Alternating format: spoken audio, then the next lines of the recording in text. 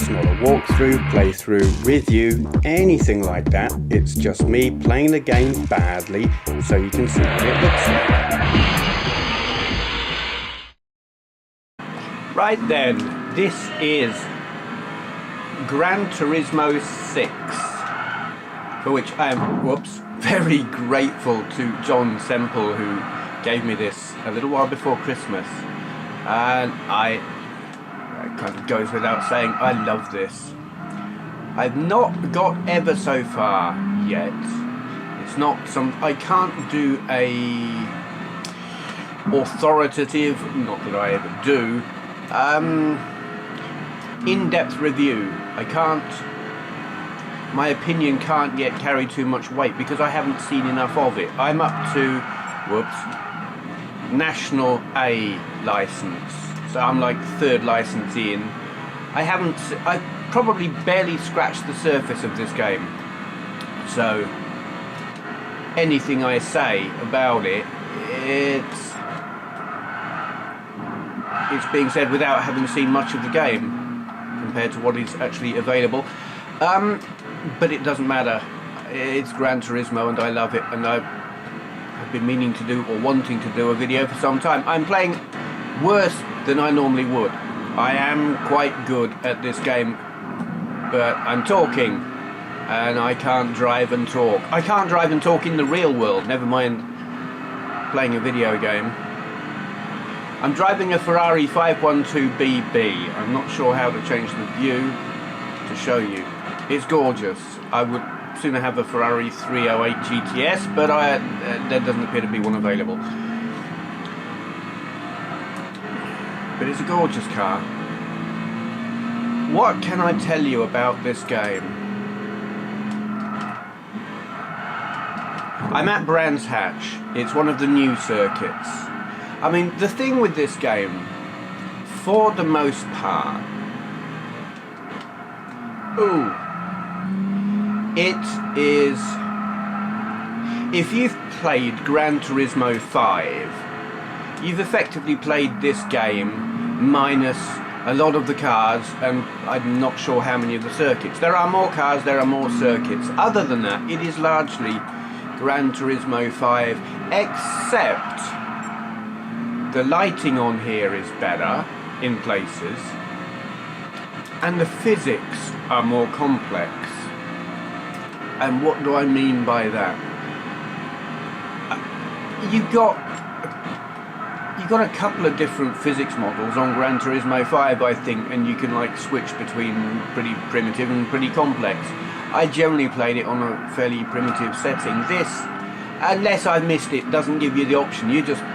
The physics on here are complex. The car, if you drive like a twat, like I am doing at the moment, the car is very likely to spit you out. You can get it sideways very easily. You can go into a tank slapper very easily, especially if you haven't tuned your suspension and your tyres and got them sorted. The first time I drove this car on this circuit, I had the standard suspension with fairly crappy, unsuitable tyres, and it spat me out frequently. I was just getting spat off the circuit. You know, I'd get it sideways, I'd counter steer, it would slide, grip, whoops, I was off the track going backwards. In a very realistic manner, in a manner that I would expect a car to do in the real world. And that's great. And it does it more, it's more accentuated than it was on Gran Turismo 5, or it seems that way to me anyway. I suspect maybe Gran Turismo 5 on the more advanced physics settings was like that as well. I don't know. But this is just how it is out of the box on Gran Turismo 6. It is gorgeous.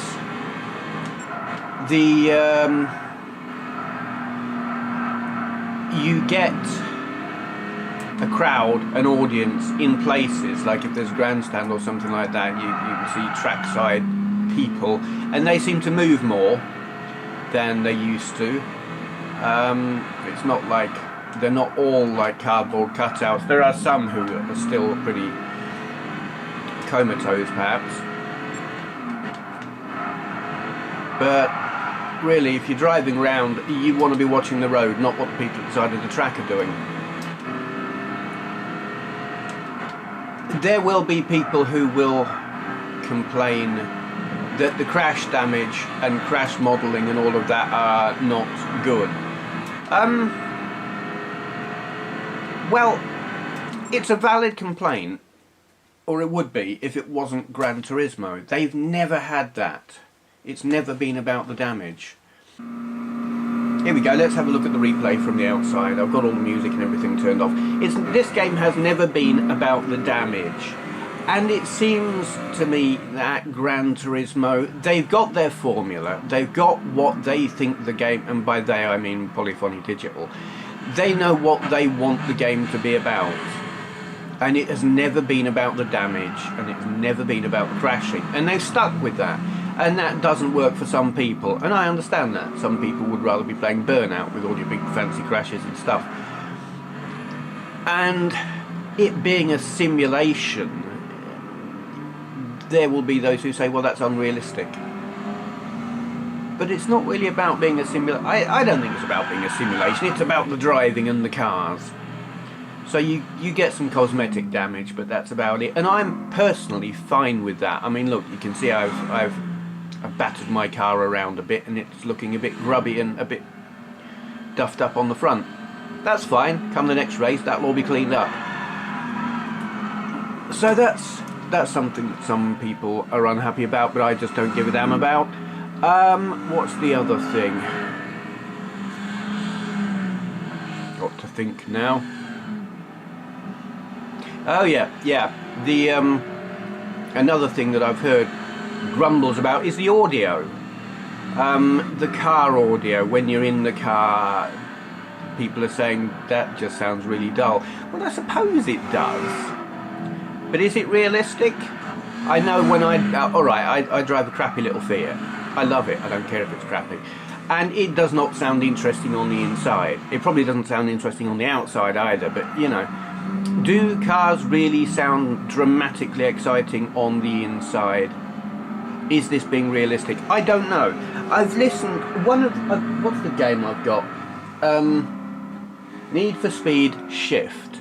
I bought that game because of the sound, actually. I'd seen videos of it, and the sound inside the car is incredible. The engine is loud, but there are all these thumps and clunks, and you know, you change gear or you hit the brakes and all kinds of stuff, and it sounds incredible. But is that realistic, or is it exaggerating? I don't know. I don't have a problem personally with the sound in this because it sounds how I'm used to it sounding, and I don't like change. So with me it's fine. I just don't care. Let's go and have another go. Let's go and have a go on another circuit. Okay then. Another circuit, another car. I'm at Willow Springs in the dark in a Honda NSX. I hate driving in the dark in the real world and in video games. You can see what's going on better than I can because I've got this camera set on auto exposure and it's compensating for the lack of light. You can see a lot. I should play the game, but there's I'm looking at the camera now, the camera screen. I can see more than I can see looking at the TV. Oh god, whoops, spat it out. So yeah, this is one of those new circuits with the funky lighting conditions that I just hate.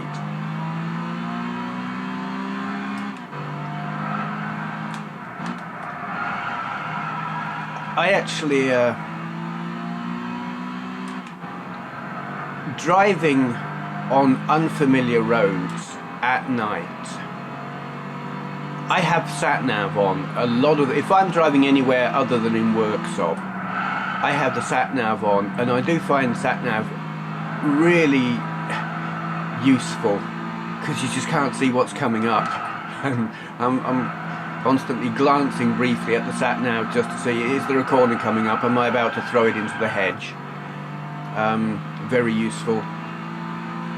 situation like this, I can actually see my real sat-nav more easily than I can see the map on here. I would like to move that down to just slightly left of my dials. It's hard. The car's nice though. It's the first time I've driven this, the NSX, and it's quite nice. Nicely balanced. Where am I going? There we go. Oh, nearly lost it then.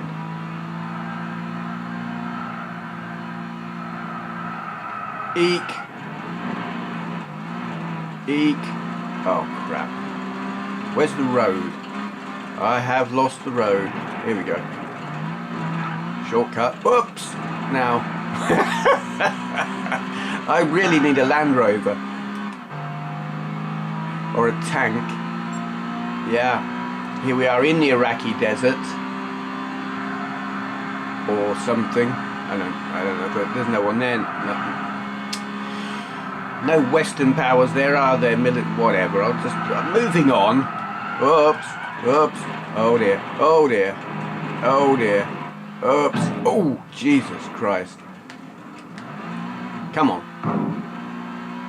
Where's me machine guns? I hope there are no mines here. Bloody hell. Oh, what? Oh. Okay, I've gone into the pits. I was, yeah, navigational error there.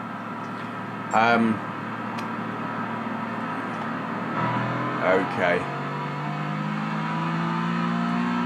That's not really what I wanted to do.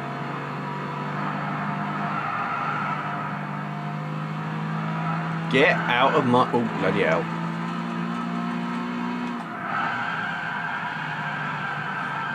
The tyre modelling on here is great. I mean, on early Gran Turismos, tyre wear was really the main factor.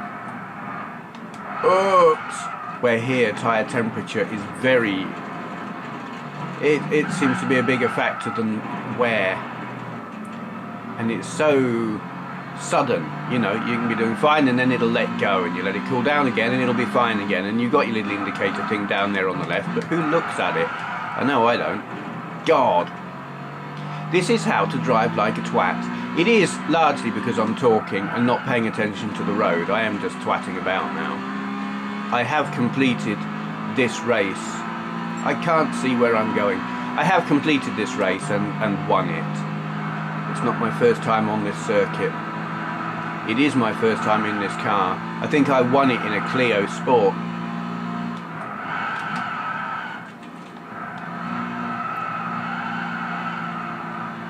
But I'm just twatting about here for the purposes of making a video.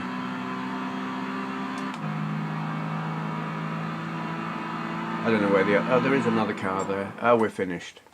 Yay.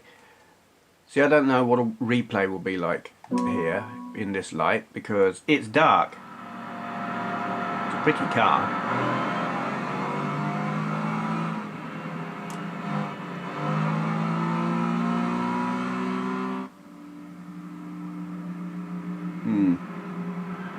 Yeah, well, you can see more than I can see. We'll move along.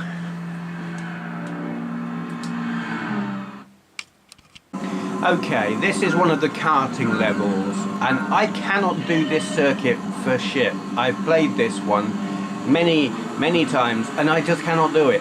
My best score here is 4th. I've beaten the other two on this stage, but I can't do this one. I'm bloody useless. I drop behind, I spin out, I just screw it up royally.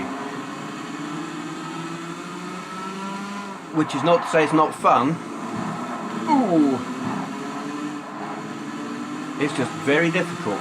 I don't know what... Oh God. It's not what... I mean, there were kart races on Gran Turismo 5. And I did alright on them, but something about this one Which is not to say I think it's bad or wrong or anything. Oh, I just suck at it. Oh dear. Eek and stuff. But it doesn't have to look nice. It's all that colour. Sensory overload, well and true. It's like, oh, it's like playing Wipeout without the guns, really. Visually. Not quite so much with the handling. Oh. Oh, it slides, and you hear it, that noise as the tyres start scrubbing, and it slips and it slips and it slips, and then it lets go and it just spits you off the track. Oops, and I never quite get that one right. Dear oh dear. I mean, the art or the key to it or whatever, apart from knowing what speed you can go through a given corner, the racing line here is important, and being smooth is important. If you just hurl it around hard on the brakes, hard on the accelerator, and just, if you bully it, it will spit you out. You'll spin out. These karts are very happy to just, yeah, the back will very happily overtake the front.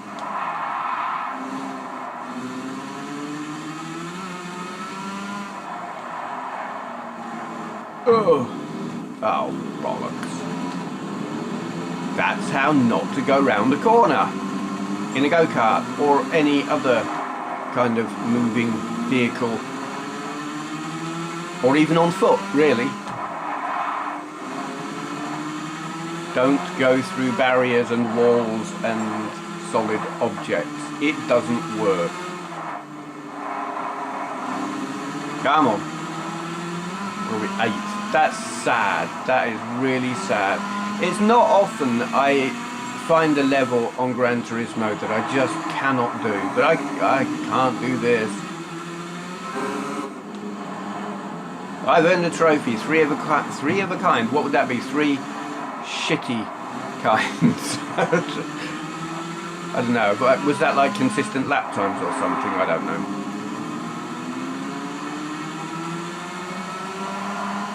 Someone did a video recently asking what's your opinion on trophies or achievements or whatever, and I'll tell you what, I don't give a crap about them. I mean, it's moderately amusing to see that thing pop up there on the screen while I'm playing, but I never play for the achievements. I don't care about them at all. They're pointless. That answered that one.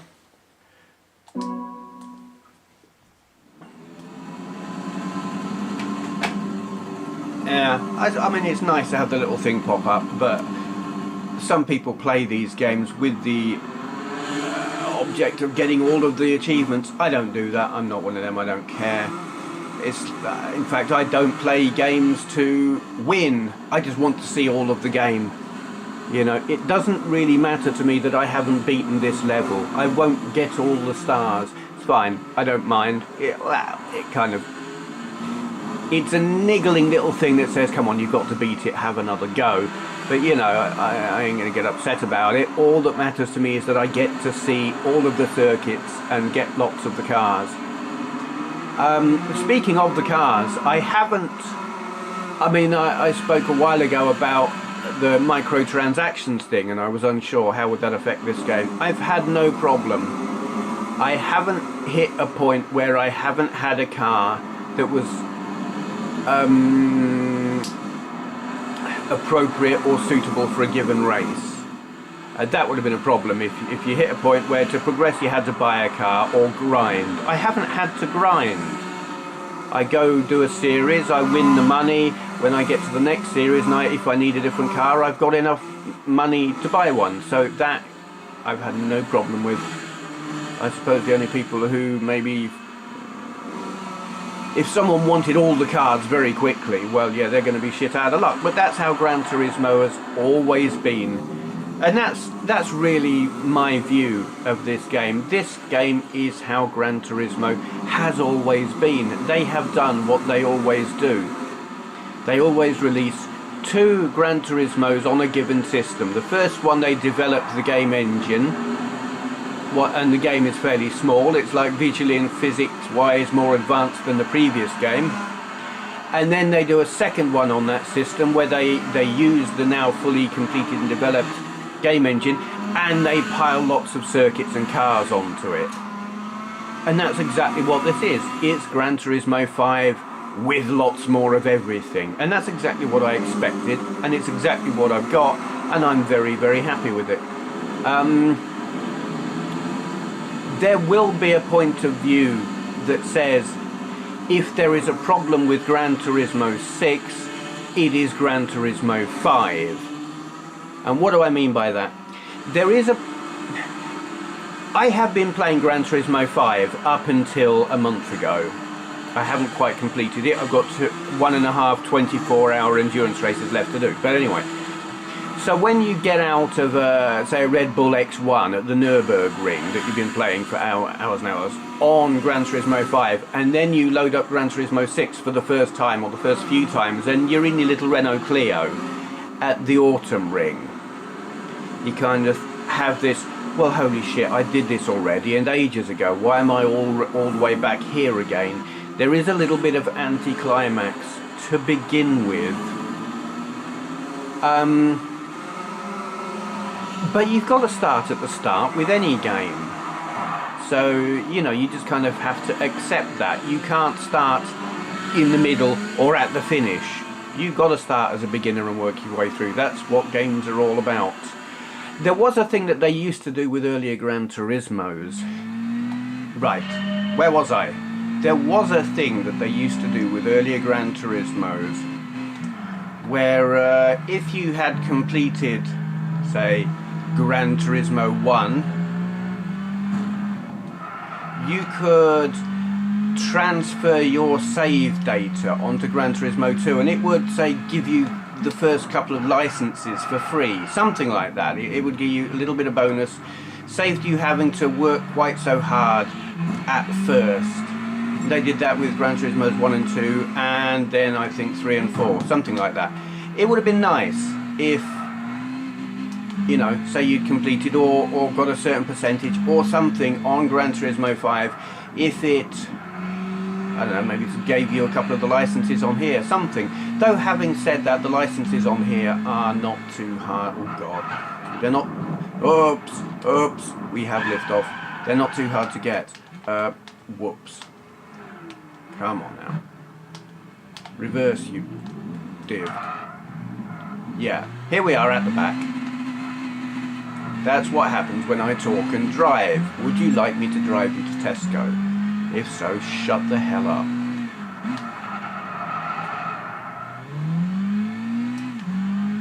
I have that. Yeah. I don't like taking passengers in my car because they are inclined to talk. The number of times I've like been with Andrea in the car and she talks. She can talk and drive.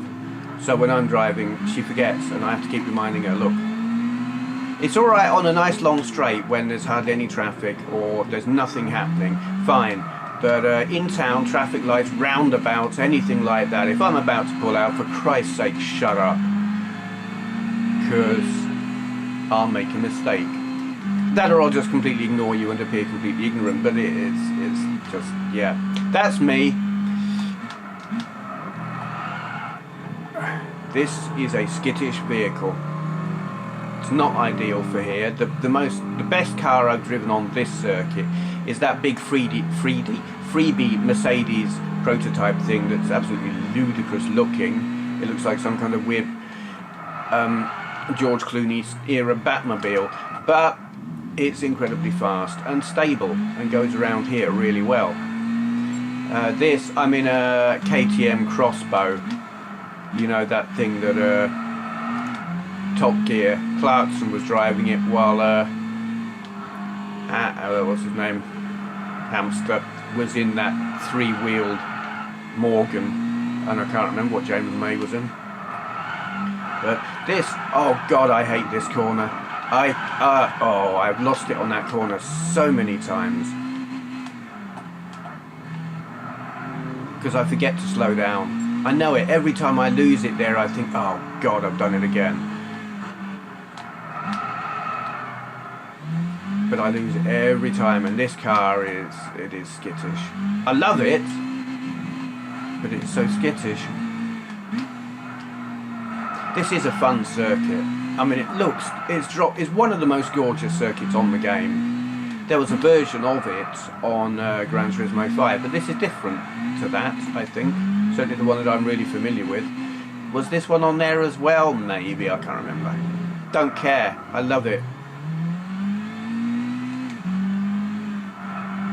If it was on 5, it's one that I probably only played once just to get through it whilst ploughing through the game. There are quite a few circuits actually on Gran Turismo 5 that I didn't play them very often. It's like they didn't appear, oh dear, very often.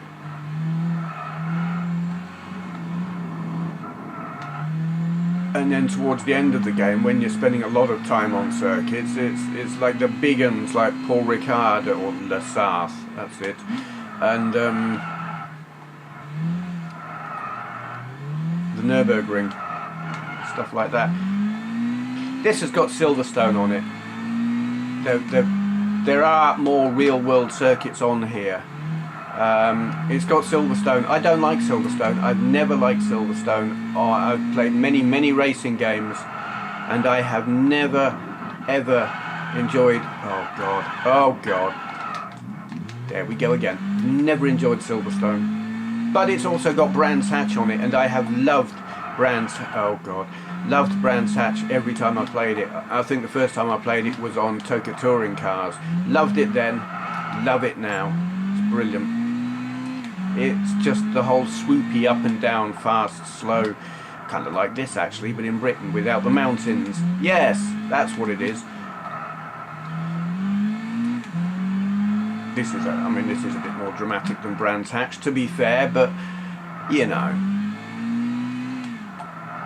I don't know where Brands Hatch is in this country. I go past Donington on the motorway quite often. Well, I don't know about the Donington circuit, but certainly the Donington services.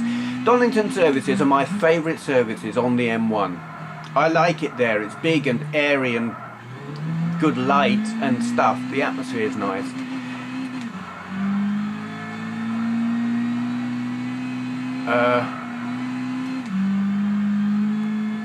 Yeah. So, I know where Donington is, but I don't know where Brands Hatch is, and it's definitely nowhere near this circuit.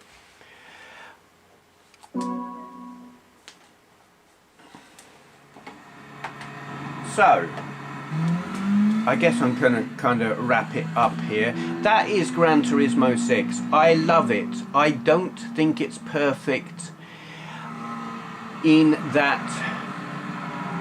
There will be things that some people will grumble about. I don't really care about those things. I don't care about the audio inside the car being undramatic. I don't care about that other thing that I've forgotten what it was already. That's how much I care about that other thing. Whatever it was.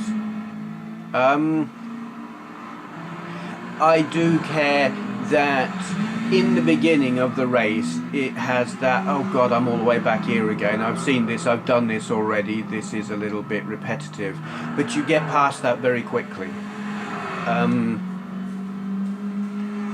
you get into stuff like this, in cars like this, and then you do stupid things like this, and you forget that you might have seen some of it before, or even if you don't forget, you don't care. I don't care.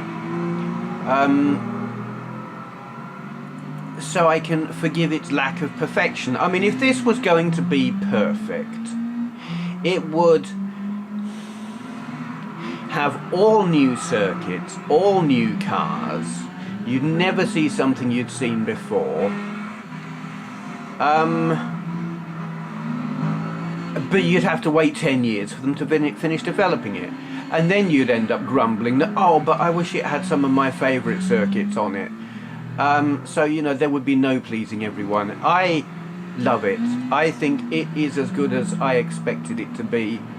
It has the quirks that I expected to be there, that I know won't please everyone. I just don't care about those people. Yeah. The depth of detail, the quality and detail and the physics, I love. I really like the way the cars handle, in that you can't hurl it round like a complete bleeding idiot. That's a good thing. It makes it harder. This, I think, actually is harder than Gran Turismo 5. It will punish you for driving like a twat. I am getting punished a lot. But I'm having an awful lot of fun doing it. That, I think, is really all I can say about it. I'm going to do, I think I've probably said this for my Gran Turismo 5 video as well. I will do a more in-depth video later on, probably. I mean, I don't know, I might get hit with content ID before then on this and whatever stuff. There may be a second video on this game when I get further in. I do want to, and have wanted to for several years, do a video like just Gran Turismo from 1 to 6. How much depth and detail and whatever, I really don't know. I mean, I just love to show you every track in every car and blah blah blah, but I've got to be realistic. I can't make a 6-week long video. But expect more Gran Turismo at some point. Once again, huge thank you to John Semple, who very generously gave me this just before Christmas. Chuffed to bits. Yeah. I will shut up now. I'm just kind of, I'm mesmerised watching myself pile around this circuit. Am I in first place yet? There's another car in front, but is he a back marker? I don't know. I think, I can't remember where I finished on this particular race. It's a weird looking car. Now I'm looking at the people moving. They're moving. They're not cardboard cutouts.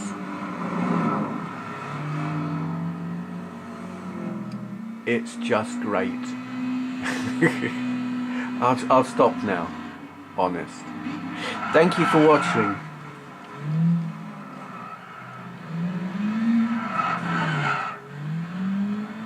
He's still here. Why are you still here?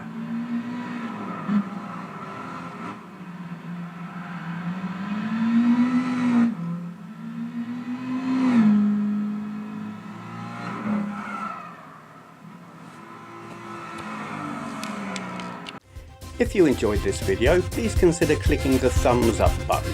I upload videos daily, so go ahead and hit subscribe if you'd like to see more. To all those who've already subscribed, I'd just like to say a great big thank you.